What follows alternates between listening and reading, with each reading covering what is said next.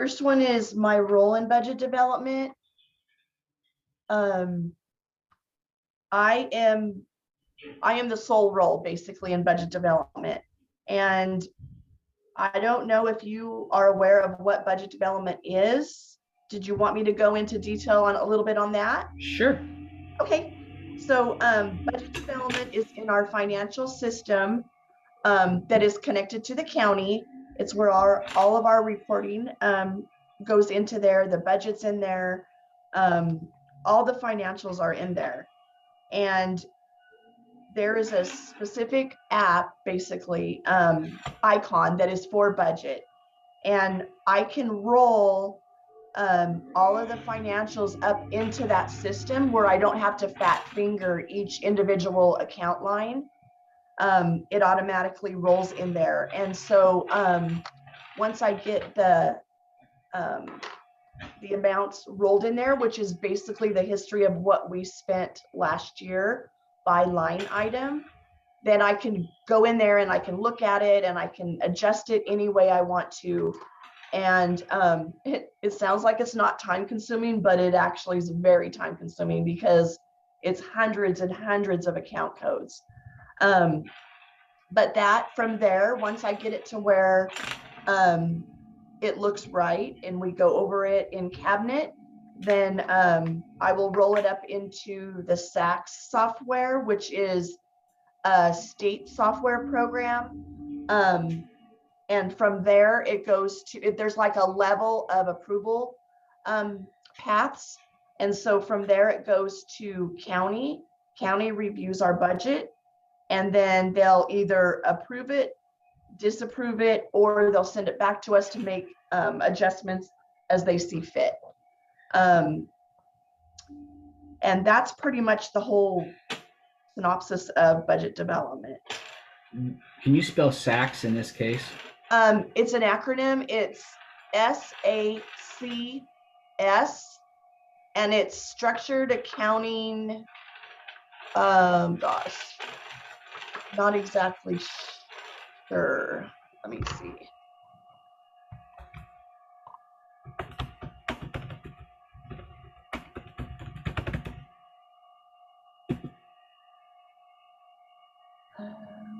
Code structure? No. Standardized account code structure? Yeah, that's what it is. That's what it is. Okay. Standardized accounting.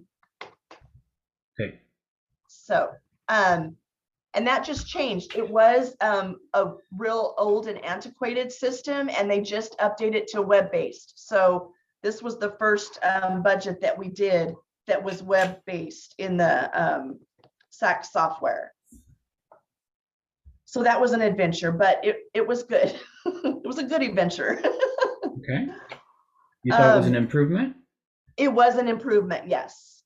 I know once I get used to it, it'll be better because I'm just used to the old way.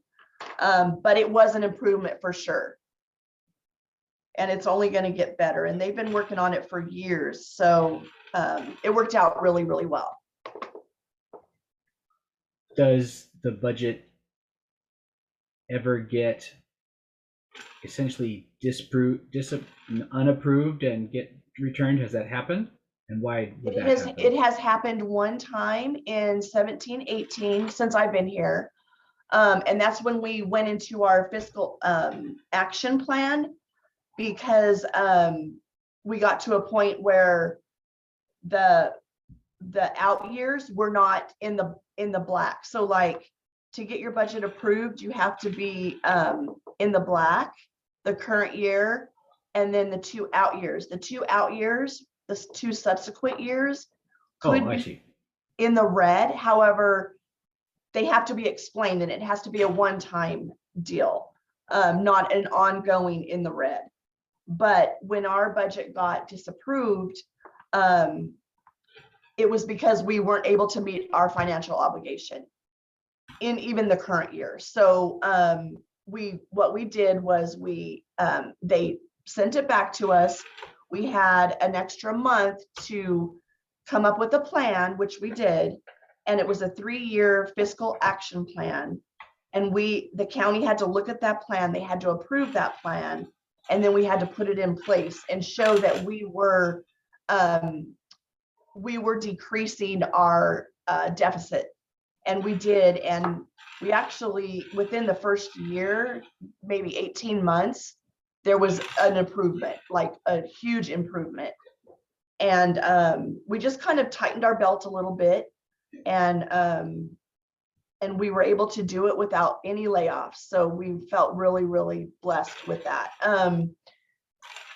We were only disapproved that one time. From that point on, we've been fine. We got through our 3-year fiscal action plan, and we're in really, really great shape.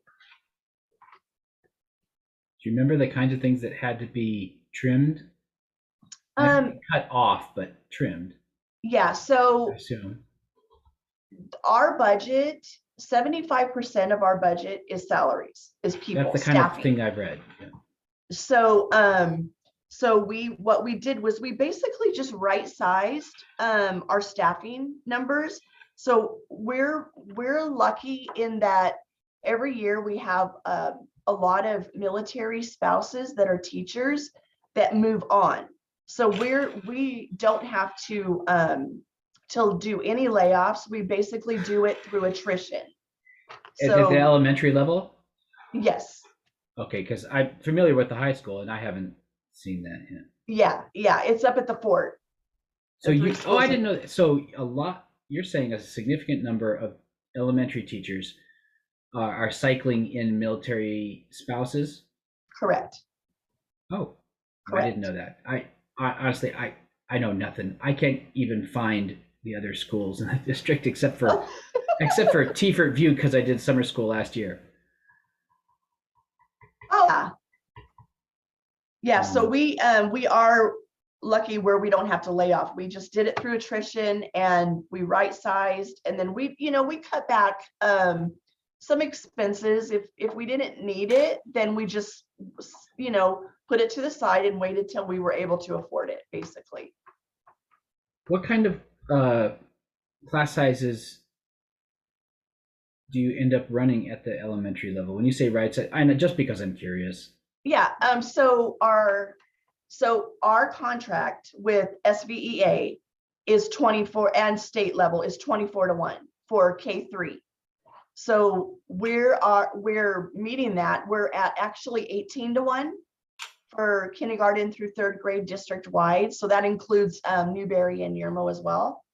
And then 4-6, we're also at 18. And then 7-12, I believe we're at 30. I think we're at 30-1. I think the contract is 33-1, but we're below that. Well, from what I've seen at the high school, well below that. Yes. Yeah. And then enrollment has been flying at the high school. So is that why Brooks didn't get replaced? I assume. I'm not really sure on that. That's kind of an HR decision. I don't really know for sure. Sometimes it's because we can't find somebody with that credential to run that class. So there's always issues with credentialing too. So that's a possibility why we didn't fill that as well. Okay. But how is the budget development process transparent for stakeholders? Okay, so the budget is built in alignment with the LCAP, and then the LCAP is built on our strategic plan, the district strategic plan, which has the 4 pillars. I don't know if you're familiar with the strategic plan. Tiny bit. Yeah. When you say 4 pillars, is that the 4 goals? Yes. Okay. So it's kind of all in alignment. So we have our strategic plan, then we build our LCAP, and then our budget totally aligns with the LCAP. That's one of the reasons too, if our budget has issues and has to get sent back to us, is we can't show that what we budgeted aligns with the LCAP. And I track that by account codes. We have a 26-digit account stream for each item. So like, or each thing we're buying, let's say it's instructional supplies. There's an account stream for that, a 26-digit account code. And what I do with the LCAP goals is I code it with a management code, which is the last 4 digits of that code, with the goal and action of the LCAP. So it all ties in. So for example, AVID, we have AVID, and that's in the LCAP, but it's also, I track it in budget by the management code. So I'm able to pull that up because every year I have to do an annual update, and I have to align, actually show where we've spent the money that we said we were going to spend on AVID or after school program or whatever the thing may be that we're tracking. So in answer to the question, with the stakeholders, they're invited to the strategic planning meetings throughout the fiscal year, which each site holds their own. And then at the end, towards the end of the fiscal year, we have a district-wide, and all of the stakeholders are invited to that as well. And then they're also able to view the budget five days before the public hearing board meeting. They're able to come in if they want to and view the budget. And then at the board meeting for the public hearing, they're able to make comments or ask questions or whatever whatever issues or anything they have with the budget, they're allowed at that time to ask questions. And then the next June board meeting, because we always have 2 in June, one's public hearing and one is approval. The budget is approved at the second meeting. So there's ample enough time, opportunities for the stakeholders to give their input for the budget. And then all the interim reports too. We have 2 interim reports that we do throughout the year, and the budgets review at that time are reviewed at that time as well in a public session at the board meetings. Does that answer that question? I think so. Okay. How is the budget monitored after it's approved? Okay, so it's actually, okay, so the budget is a live document, so it's ever changing. And so I monitor that pretty much on a daily basis by looking at all the requisitions that come through the sites when they want to make a purchase. The requisitions that come through are coded to whatever budget that the site wants to take the purchase out of. And what I do is I look to make sure that there is ample funding in that budget to cover that expense. And the financial system kind of makes it easy because I have it set up where it's called a soft error, where if it's in blue, then that means there's no budget on that line. So I need to go into their budget and make sure that maybe it's just moving from books to instructional supplies, or from some kind of service to an instructional supply. So I bottom line just make sure there's enough to cover that expense. So the budget is just reviewed ongoing. Monthly, I'll run a report to show if there's any negatives on a certain budget, just to make sure that we're right on target. So that, like I said, that's just ongoing. That's an ongoing process. Okay. How is the site or district budget aligned to the district's LCAP? Okay, so I kind of touched on this. Yeah. The site budgets, and there's several, like for example, the high school, they have the most. There's an Avid, and there's an after-school program, which are also tied to the LCAP.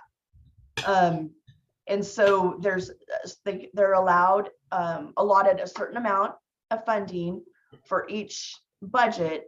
And then what I do is actually, Mr. Meyer, Yeah. sometimes it's a principal, and if there's an AP, that it would be that person. But I provide those budgets at all of the LPLC meetings that we have with management. I will hand out their site budgets, not every single one, because it's monthly, but maybe quarterly or as needed. If the principal requests where they're at, their status of their budget, I'll send that to them. So they're aware of where their spending is as well. And they're always encouraged to spend their most restricted monies first, which means like if they have The least Title flexible. yeah, exactly. That's less flexible. They want to get rid of that money first and spend that as they can and use their discretionary as needed. So did I answer that? Yeah, so it's aligned with LCAP by using the management code, basically, that's how it's tracked. But each site is allowed so much funding for those LCAP items. What advice would you provide to new leaders as they enter into the administration or key leadership roles relating to the budget process? So the best advice I could give is keep yourself apprised of the budget, the funding as it goes on at the government level. Like we have what it's called School Services of California. It's an entity that keeps us updated as things happen at Sacramento level, at the governor's level.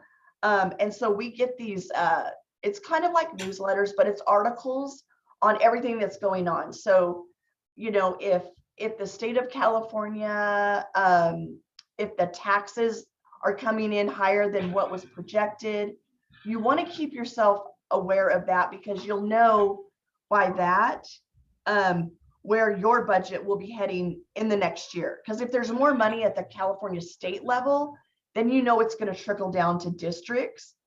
But you want to make yourself aware of that. And then vice versa. If it's, if they're coming up short, then you need to be aware of that.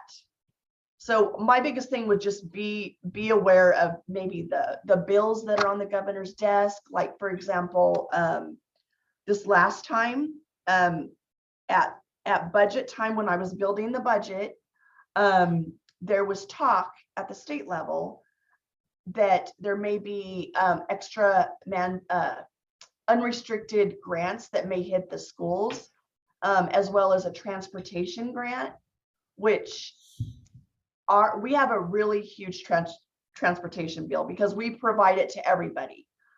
So our bill annually for transportation is about 1.7 to 1.9 per year.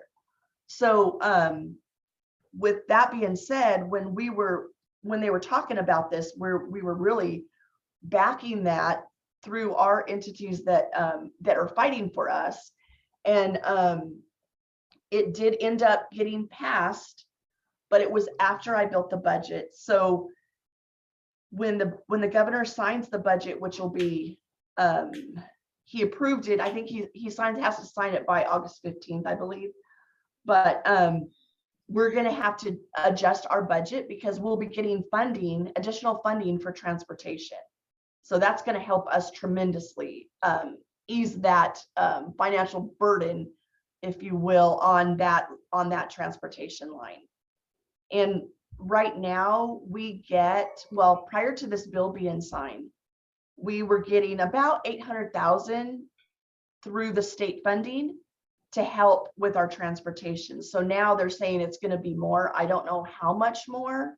I haven't seen that figure yet, but any more will help ease that bill. So that was a good thing. But like I said, that's one of the things where you want to keep your eye on, basically.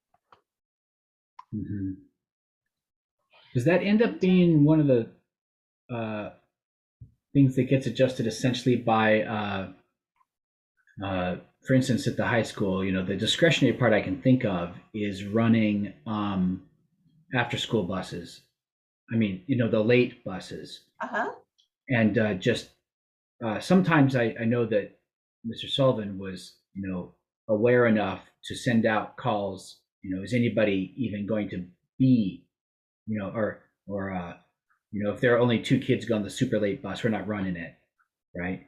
So Right. is is the transportation budget one of the things that uh, gets adjusted partly by just saying, well, we're going to have to schedule things so we're like canceling half the extra late buses or something like that. Yeah, so the transportation, like for after school programs or sports events or whatever the case may be, um, that the sports events, we don't ever want to cut that out. So basically, if the sites don't have enough money to cover transportation for those events, the district will pick it up. So I would just increase their transportation budget. Of course, we don't want to be wasteful. So like we don't want one or two kids riding those late buses. We want to make it worth our while. So a lot of times what'll happen is the other sites will align with the high school because they have the most after school events. So Newberry or Yermo will pick up on part of that tab because they have some after school programs as well. So they'll kind of get with First Student, who is our transportation people, and they're really good about making sure like all the times are where it'll fit. One bus will go from the high school to Yermo to Newberry or however they plan it, but they make the trip worth the while. Mm-hmm. Did that The answer your last one, question? I think so. Okay. And then it said other questions I feel appropriate, but I don't think I'm informed enough. So I said, what else do you think gets misunderstood, or you end up feeling that people should know about?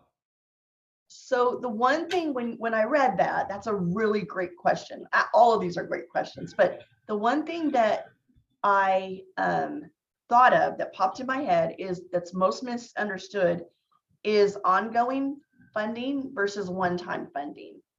So at the end of the year, there's either a surplus or a deficit. So we've been blessed where there's been surpluses, but that money is just like one-time money that fell to the bottom, a lot of it because of the COVID money that came in. So when we get like grant money, we get COVID money, that's only one time. It's not going to be ongoing. So we can't, for example, spend it on an ongoing bill, like salaries. Like we can't, Oh yeah. you know what I mean? Like that, I guess that's the best example. We can't give a huge increase, pay increase, because that's ongoing forever, right? But this is money we only got this year. We might not get it next year. So you don't want to spend it on an ongoing expense. Does that make sense? Mm-hmm. Okay. That's to me the biggest thing, because people see that, man, they had a huge increase or a huge deficit or surplus at the end of the year, but really it was, but it's not going to be maybe next year. It won't be there because we're not going to get that funding next year. Well, I mean, we could possibly, but it's not a for sure thing. And I'm trying to think of another thing that's, I think that's the biggest thing that's misunderstood. I can't really think of anything else.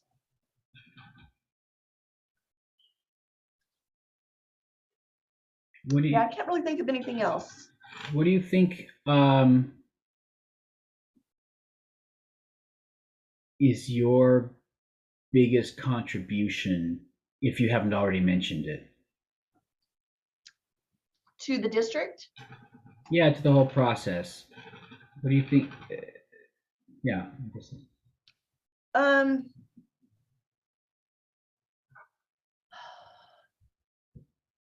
I guess, well, let's see, my biggest contribution.